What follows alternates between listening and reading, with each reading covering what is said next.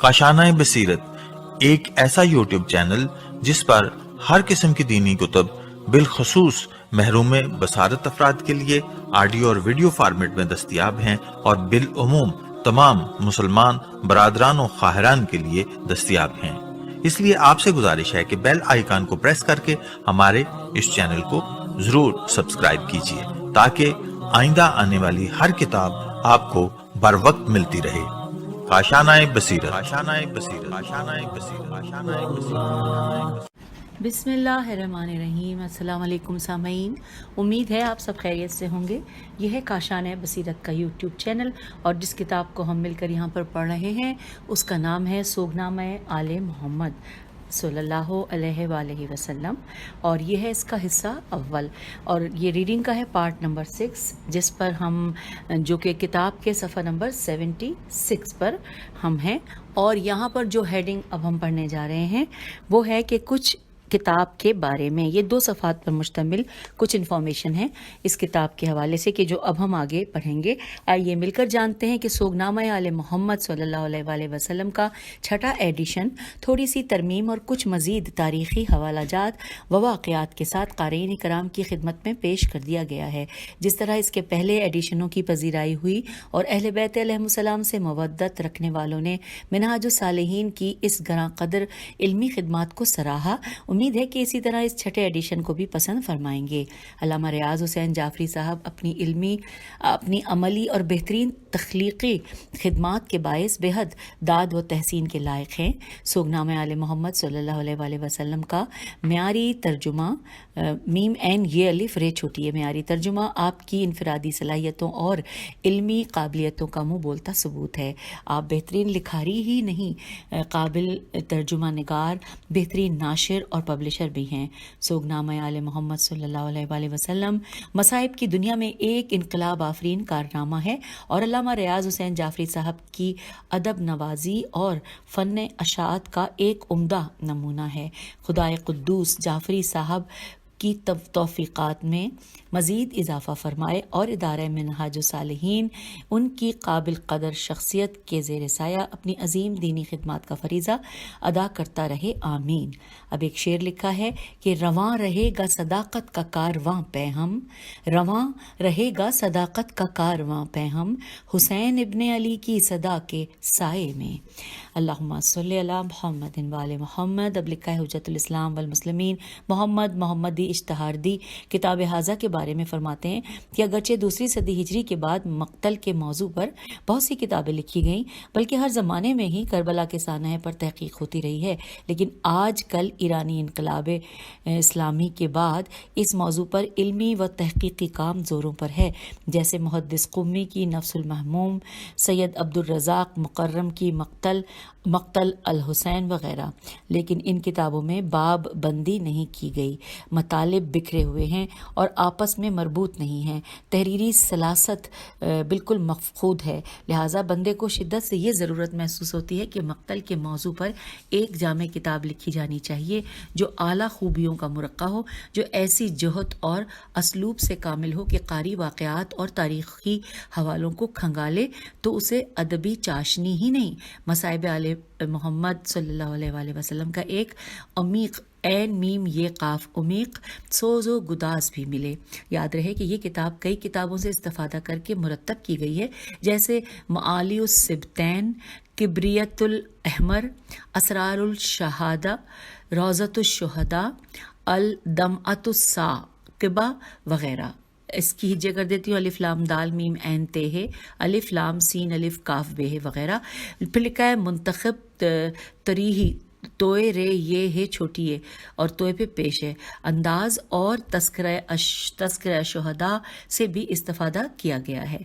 अगरचे ये दोनों कुतुब मोतबर नहीं हैं, लेकिन इनसे जो मतालिब नकल किए गए हैं वो वाक़यात से मुनासिबत रखते हैं।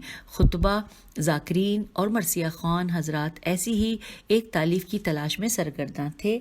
और यहाँ पर लिखा है कि बहर कैफ ये किताब 3 हिस्सों पर मुश्तमिल है। सामईन ये बात नोट कर लीजिए, ज़हन नशीन कर लीजिए کہ اس کتاب کو ہم جب پڑھیں گے تو ہم 3 حصوں پر پڑھیں گے.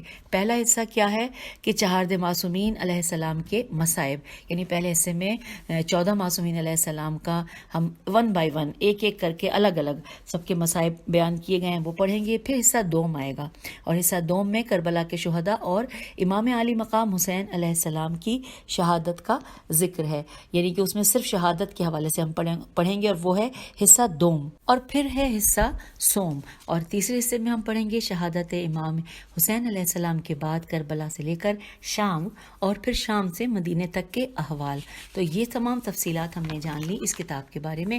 اب اگلے صفحے پہ لکھا ہے حصہ اول، چہارد معصومین علیہ السلام محمد صلی اللہ علیہ وآلہ وسلم سے محمد علیہ السلام تک. اگلا صفحہ ہے 79 جس پہ لکھا ہے کہ پہلے معصوم.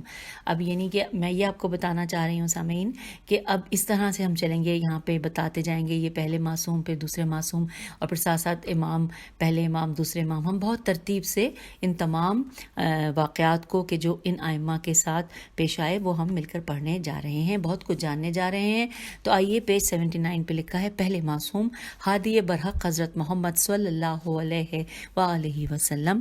ان اللہ و ملائکۃ یصلون علی النبی یا ایھا الذین آمنوا صلوا علیہ وسلموا تسلیما. یہ سورہ احزاب کی آیت نمبر 56.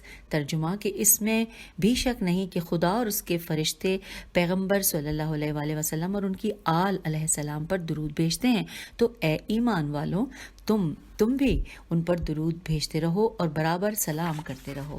یہ پیج 79 پہ ہم نے پڑھ لی آیت اور اس کا ترجمہ. اور اب پیج 80 پہ ہم آئے ہیں، اور یہاں پر لکھی ہے ہیڈنگ رسول اسلام ختمی مرتبت صلی اللہ علیہ وآلہ وسلم. ارشاد رب العزت ہے کہ بے شک ہدایت کی ذمہ داری ہمارے اوپر ہے اور دنیا و آخرت کا اختیار ہمارے ہاتھوں میں ہے. Inverted Cama close.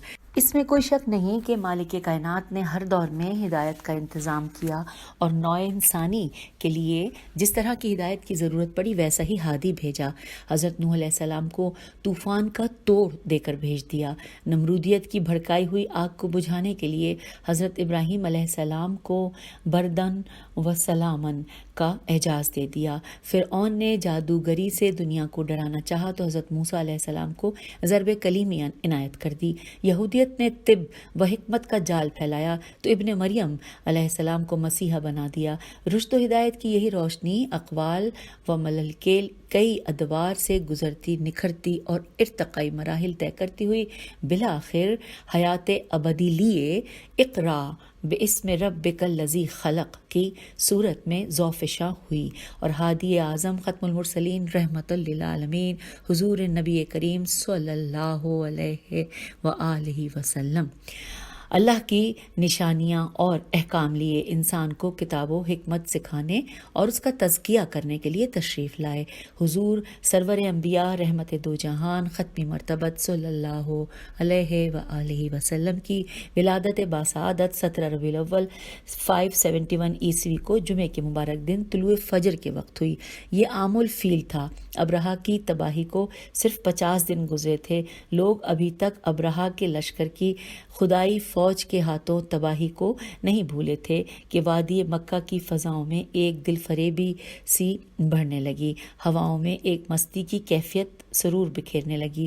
انہی خوبصورت پربہار لمحات میں مکے کے بزرگ سردار حضرت عبد المطلب علیہ السلام جب طواف کعبہ میں مصروف تھے تو مبارکبادی کی صدا سنی. حضرت عبد المطلب علیہ السلام کو یہ کون مبارک دے رہا تھا؟ یہ حضرت عبد المطلب علیہ السلام کے مرحوم بیٹے سردار عبداللہ کی کنیز برکہ بیرے کافے برکہ تھی کہ جس کا چہرہ خوشی سے گلنار ہو رہا تھا. اس کی سانسیں پھولی ہوئی تھیں اور خوشی کے مارے اس کے پاؤں زمین پر نہیں ٹک رہے تھے. وہ جھومتے ہوئے کہے جا رہی تھی، سردار آپ علیہ السلام کو آپ علیہ السلام کے پوتے کی مبارک ہو، جلدی تشریف لے آئیے، اللہ نے آپ علیہ السلام کو ایک چاند سا پوتا عطا کیا ہے. حضرت عبد المطلب علیہ السلام کی آنکھوں میں وفور مسرت سے آنسو تیرنے لگے اور انہوں نے بے اختیار آگے بڑھ کر کعبۃ اللہ کا غلاف تھام لیا اور بلند آواز سے رب کائنات کو پکارتے ہوئے عرض کیا، یا اللہ تیرا شکر کس زبان سے ادا کروں؟ تو نے میرے مرحوم عبداللہ کے گھر میں چراغ روشن کیا، آمنہ سلام اللہ علیہا کو بیٹے سے نوازا اور مجھے بڑھاپے میں سہارا دیا ہے، یا اللہ تو اس کی حفاظت فرما۔ حضرت عبدالمطلب علیہ السلام تیز تیز قدم اٹھاتے ہوئے حرم آمنہ سلام اللہ علیہا کی طرف چل دیے۔ خوشی کا عالم یہ تھا کہ حرم کعبہ کی ہوائیں کیف و مستی میں بغل گیر ہو رہی تھیں۔ حضرت عبدالمطلب کا وجدان اس ماحول آفرین میں بیدار ہو گیا۔ حرم کعبہ کی ہوائیں آپ علیہ السلام سے سرگوشیاں کر رہی تھیں۔ انورٹڈ کاما میں وہ سرگوشیاں لکھی ہیں کہ آج وہ پیدا ہوا ہے کہ جس کے انتظار میں کائنات صدیوں سے بےتاب رہی، جس کی ایک جھلک دیکھنے کو کائنات کی ہر ایک شے مضطرب اور بے قرار تھی۔ چاند، ستارے اور سورج جس مہر درخشاں کے دیدار کے لیے صدا گردش میں رہے، جس کے قدم اقدس کا بوسہ لینے کے لیے زمین کا ذرہ ذرہ چشم برا ہے، لاکھوں برس سے مخلوق خدا جس کی منتظر رہی ہے، نفوس قدسی جس کی شہادت دیتے چلے آئے ہیں، وہ غریبوں کا ملجا، یتیموں کا ماوا تشریف لے آیا ہے اور اس کے نور سے کائنات کا کونا کونا منور ہوگا، جہالت کی تاریکی دور ہوگی اور بھٹکے ہوئے انسان راہ پائیں گے۔ اب ایک شعر ہے، آئیے ہم مل کر پڑھتے ہیں کہ ہوا جلوے گر آفتاب رسالت، زمیں جگمگائی فلک جگمگایا۔ ہوا جلوہ گر آفتاب رسالت، زمیں جگمگائی فلک جگمگایا، مٹی دہر سے کفر و باطل کی ظلمت، زمین جگمگائی فلک جگمگایا۔ سبحان اللہ۔ یہ ایک تاریخی بات ہے کہ جب سرور کائنات عالم غیب سے عالم شہادت میں تشریف فرما ہوئے تو کسرا کا ایوان لرز گیا اور اس کے 14 کنگرے گر پڑے، بحیرہ سادہ خشک ہو گیا، آتش قدائے ایران بجھ گیا، اور پھر لکھا ہے کہ آپ صلی اللہ علیہ وآلہ وسلم بعثت سے 40 سال قبل قریب 571 عیسوی مکہ مکرمہ میں متولد ہوئے، اور خالق کائنات رب العالمین نے سرور کائنات صلی اللہ علیہ وآلہ وسلم کے بارے میں قرآن حکیم میں ارشاد فرمایا کہ وما ارسلناک الا رحمۃ للعالمین۔ یہ سورہ انبیاء کی آیت نمبر 107 ہے کہ اے پیغمبر صلی اللہ علیہ وآلہ وسلم، ہم نے آپ کو سارے جہانوں کے لیے رحمت بنا کر بھیجا ہے۔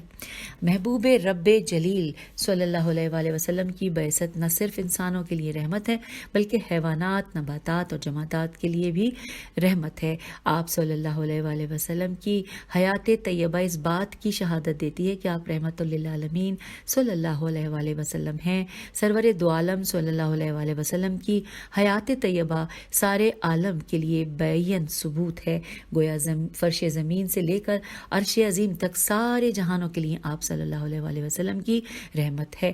حضرت امام جعفر صادق علیہ السلام فرماتے ہیں اللہ تعالیٰ نے اپنی محبت و عنایت سے اپنے پیغمبر صلی اللہ علیہ وآلہ وسلم کی تربیت کی ہے، اور اس کے بعد فرمایا ہے کہ آپ صلی اللہ علیہ وآلہ وسلم خلق عظیم پر فائز ہیں۔ آئیے آگے پڑھتے، لکھا ہے آپ صلی اللہ علیہ وآلہ وسلم کے فضائل کا بلند ترین پہلو یہ ہے کہ خدائے رؤوف و رحیم نے آپ صلی اللہ علیہ وآلہ وسلم کو بھی رؤوف و رحیم کے لقب سے یاد فرمایا۔ سورہ توبہ کی آیت نمبر 128 میں پروردگار ارشاد فرما رہا ہے، لَقَدْ جَاءَكُمْ رَسُولٌ مِّنْ أَنفُسِكُمْ عَزِيزٌ عَلَيْهِ مَا أَنِتُّمْ حَرِيصٌ عَلَيْكُمْ بِالْمُؤْمِنِينَ رؤوف الرحیم۔ یہ تھی سورہ توبہ کی آیت نمبر 128۔ پھر لکھا ہے کہ آپ صلی اللہ علیہ وآلہ وسلم ایسے اخلاق کریمانہ اور مہربان دل کے مالک تھے کہ اپنے دشمنوں کی گستاخیوں اور جسارتوں کا انتقام لینے کی بھی کبھی فکر نہیں کی۔ آپ صلی اللہ علیہ وآلہ وسلم کے بلند اخلاق نے قرابت داروں، دوستوں، حتیٰ کہ سخت ترین دشمنوں کو بھی آپ صلی اللہ علیہ وآلہ وسلم کا گرویدہ بنا دیا۔ آئیے اب یہ کچھ اشعار ہیں، مل کر پڑھتے ہیں کہ مختار زمیں باعث سے افلاک نبی ہے، والائے گوہر قلزم لولا کے نبی ہے، مصباح حریم حرم پاک نبی ہے، شیراز مجموع ادراک نبی ہے، عالم میں وہ آیا تھا یہ دل سوئے خدا تھا، حق اس کا رضا جو وہ رضا جو خدا تھا۔ سبحان اللہ۔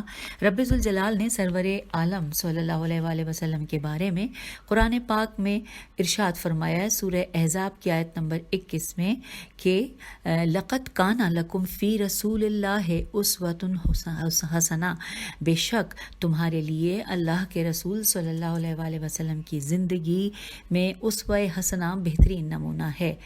حضور سرور انبیاء رحمت دو عالم صلی اللہ علیہ وآلہ وسلم وہ ماہ فروزاں ہیں کہ آسمان و زمین میں کسی مخلوق کی اتنی توصیف و ستائش نہیں کی گئی جتنی کہ آپ صلی اللہ علیہ وآلہ وسلم کی مدح و ثنا کی گئی ہے۔ آپ صلی اللہ علیہ وآلہ وسلم کی ذات تمام نبیوں کی صفات کا مظہر ہے۔ عبادات، معاملات، تہذیب و تمدن اور معاشرت و معاشیات، علم و حکمت، الغرض زندگی کے ہر میدان میں اسوہ حسنہ کا ابر کرم آپ صلی اللہ علیہ وآلہ وسلم کی ذات سے ابھرتا ہوا دکھائی دیتا ہے۔ زندگی کی تلخیوں، دنیا کی تکالیف، معاشرے کی بے انصافیوں اور اونچ نیچ کی تنگ نظریوں میں آپ صلی اللہ علیہ وآلہ وسلم کا اسوہ نور ہدایت بن کر چمکتا ہے۔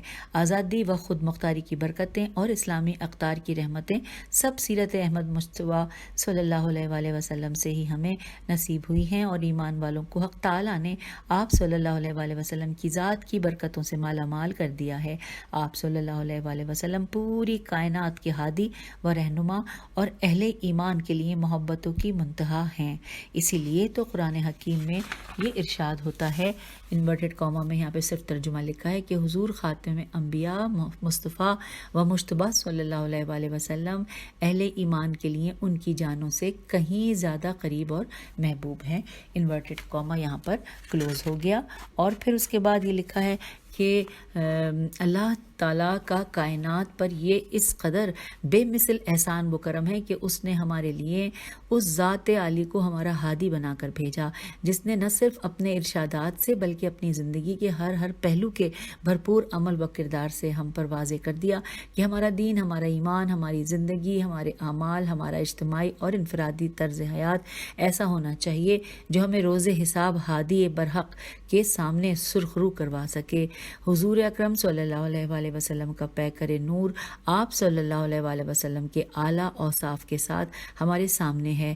رسول اکرم صلی اللہ علیہ وآلہ وسلم ہمارے لیے اور جمیع کائنات کے لیے راہ عمل اور اسلوب سعادت کے بے مثال منبع، مرقع، مرکز اور منتہا ہیں۔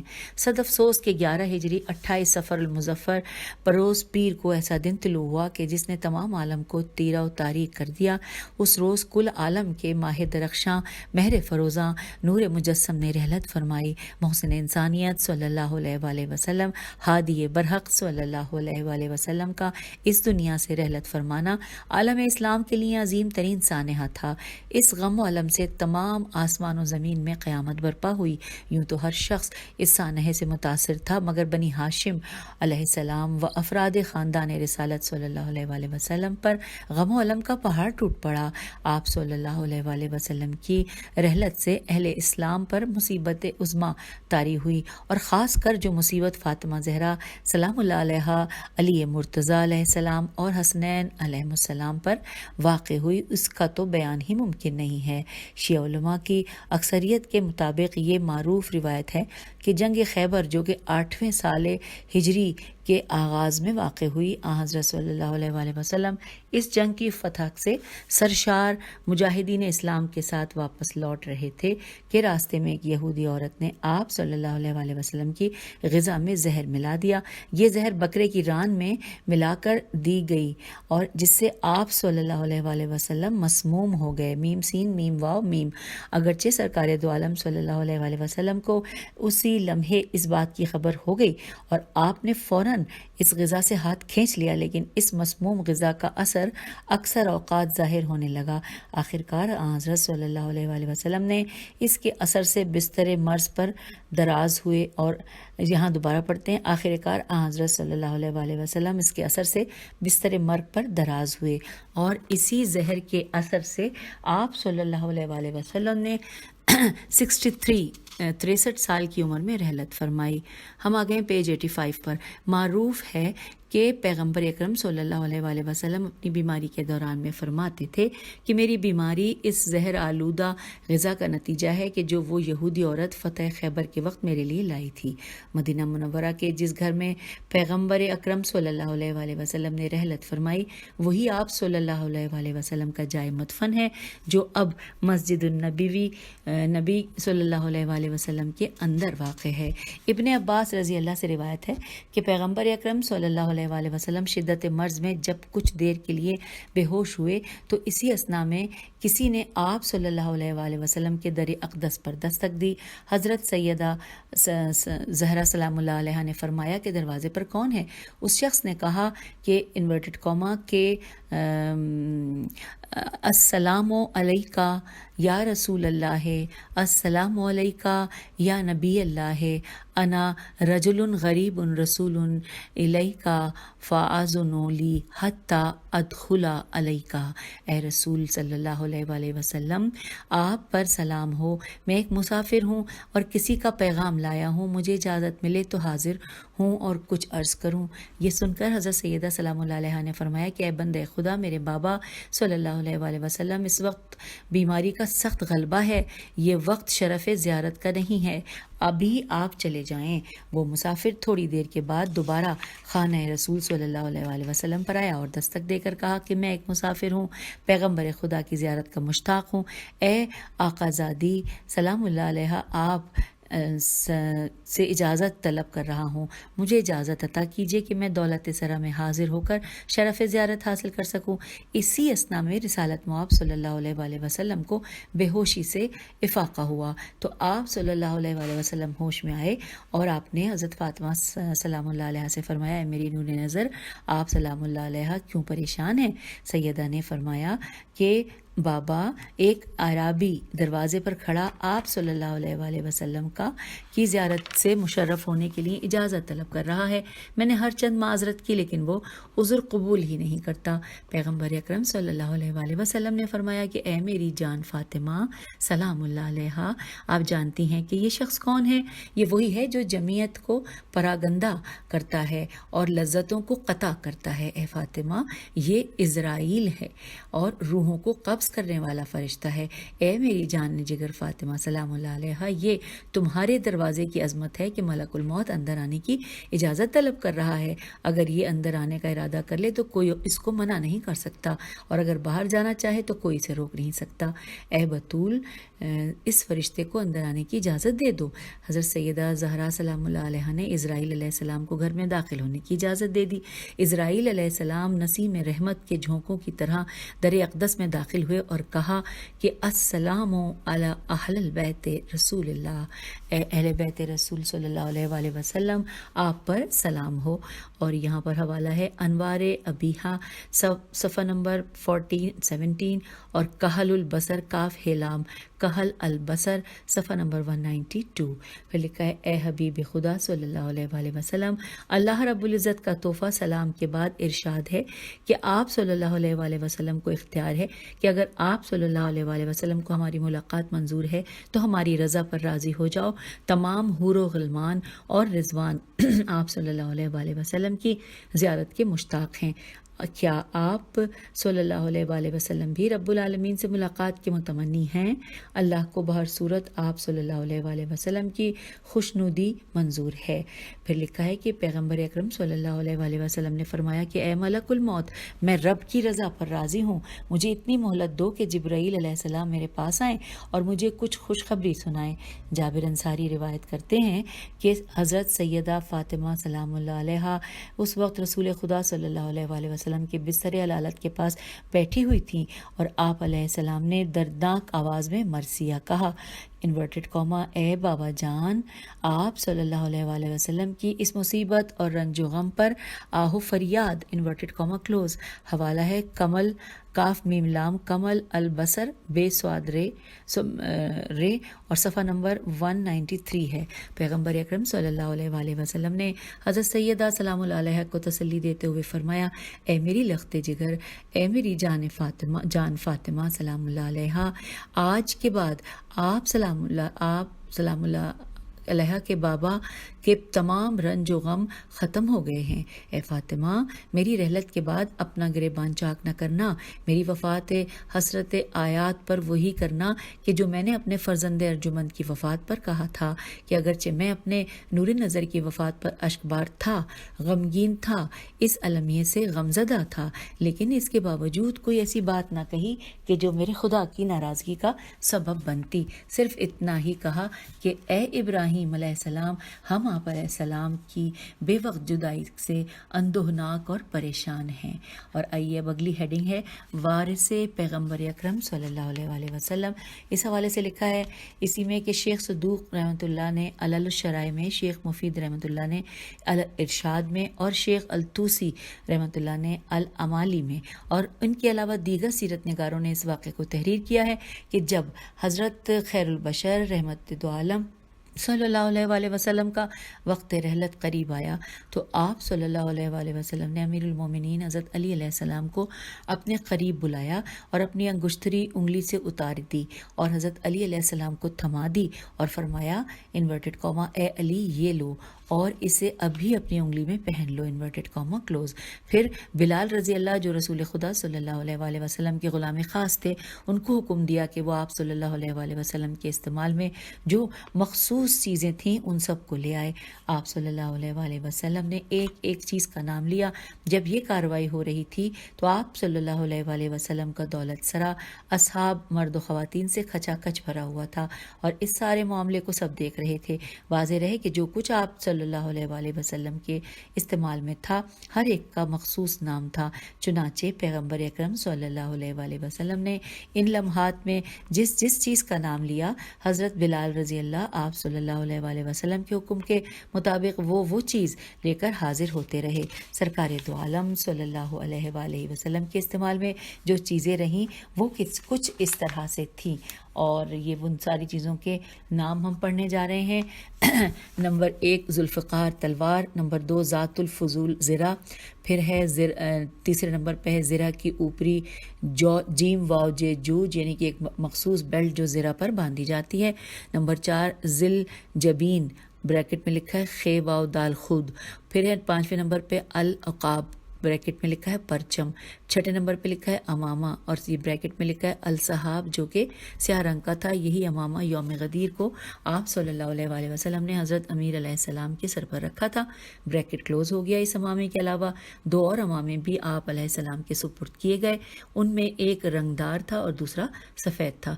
7ویں نمبر پہ لکھا ہے اتحمیہ الف لام الف تے ہے میم یہ ہے بریکٹ میں لکھا ہے کہ ایک مخصوص قسم کی چادر. 8ویں نمبر پہ لکھا ہے الغذا الف لام غین زے اور ہے اور اس کے حوالے سے بریکٹ میں لکھا ہے کہ مخصوص قسم کی چھڑی اس کا نام ہے یعنی الغذا مخصوص قسم کی چھڑی. اس کے بعد پھر 9ویں نمبر پہ ہے الممشوق الف لام میم میم شین واو قاف الممشوق اور اس کے حوالے سے بریکٹ میں لکھا ہے درہ. پھر ہے 10ویں نمبر پہ ایک زرہ اور بھی تھی جو اس وقت گروی رکھی ہوئی تھی اور وہ اس وقت ان چیزوں میں شامل نہ ہو سکی. 11ویں نمبر پہ لکھا ہے 2 عدد عربی نالین ان میں سے ایک جوتا کھجور کے پتوں کا بنا ہوا تھا. 12ویں نمبر پہ چیز ہے شب معراج کو پہنی جانے والی ابا. 13ویں نمبر پہ وہ ابا جسے یوم احد پہنا تھا. 14ویں نمبر پہ ہے 3 ٹوپیاں. کون سی؟ پہلے نمبر پہ الف سفر کے دوران میں استعمال ہونے والی ٹوپی، بے عیدین کے مبارک موقع پر پہنی جانے والی ٹوپی اور جیم عام حالات میں پہنی جانے والی ٹوپی. اور پھر اس کے بعد لکھا ہے کہ پھر آپ صلی اللہ علیہ وآلہ وسلم نے اپنے استعمال میں رہنے والے جانوروں کے بارے میں بلال کو حکم دیا کہ وہ سب جانور بھی لے آؤ. آپ صلی اللہ علیہ وآلہ وسلم نے ایک ایک جانور کا نام لیا. آپ کے استعمال میں جو جانور تھے ان میں 2 خچر تھے جن کے نام اشبہا، الف شین بے ہے الف، اشبہا اور دلدل تھے۔ آپ صلی اللہ علیہ وآلہ وسلم نے فرمایا بلال ان دونوں خچروں کو زیتون سمیت لے کر آؤ۔ سوری زیتون نہیں ہے، یہاں پہ لکھا ہے زین، جو ہوتا ہے نا زین، زینوں سمیت لے کر آؤ۔ زے یہ نون واو نون غنہ ہے، ایسا لگ رہا تھا جیسے یہاں پہ دو تے کے نقطے ہیں، لے کر آؤ۔ پھر آپ صلی اللہ علیہ وآلہ وسلم نے ارشاد فرمایا کہ خیز و خے یہ زے واو میم، پھر دوسرا کوما کے بعد لکھا ہے ذوالجنا، اور پھر لکھا ہے المرتجز اور الغفور کو لے آؤ۔ بلال گئے اور حکم رسول خدا صلی اللہ علیہ وآلہ وسلم پر آپ کے زیر استعمال رہنے والے ان جانوروں کو در رسول صلی اللہ علیہ وآلہ وسلم پر لا کر کھڑا کر دیا۔ ذوالجنا آپ صلی اللہ علیہ وآلہ وسلم کے در دولت پر ہمیشہ موجود رہتا تھا۔ جب کسی شخص کو کہیں روانہ کیا جاتا تو وہ اسی سواری کا استعمال کرتا تھا۔ المرتجز یہ گھوڑا آپ صلی اللہ علیہ وآلہ وسلم کے زیر استعمال رہا، اور الغفور جو کہ بریکٹ میں لکھا ہے گدھا، یہ بھی آپ کے زیر استعمال رہا۔ تو سامعین یہاں پر ہم نے اب تک جتنا پڑھا کہ جن چیزوں کے حوالے سے رسول پاک صلی اللہ علیہ وآلہ وسلم نے کہا اور جو وہ کہتے جاتے تھے، حضرت بلال وہ چیز لے کر حاضر ہوتے جاتے تھے۔ تو اب ہم ایسا کرتے ہیں کہ یہیں پر اپنی اس ریڈنگ کو روکتے ہیں، کیونکہ اگلی ہی نشست جو ہے، اگلی ریڈنگ میں ہم اس چیپٹر کو، یعنی کہ جہاں پہ ہم نے سب سے پہلے رسول اسلام ختمی مرتبہ صلی اللہ علیہ وآلہ وسلم کو پڑھنا شروع کیا ہے، یعنی پہلے معصوم ہادی برحق حضرت محمد صلی اللہ علیہ وآلہ وسلم، تو اس کا بقیہ حصہ ہم اگلی ریڈنگ میں مکمل کر لیں گے۔ تو جب تک کے لیے اجازت دیجیے، خدا حافظ، فی امان اللہ۔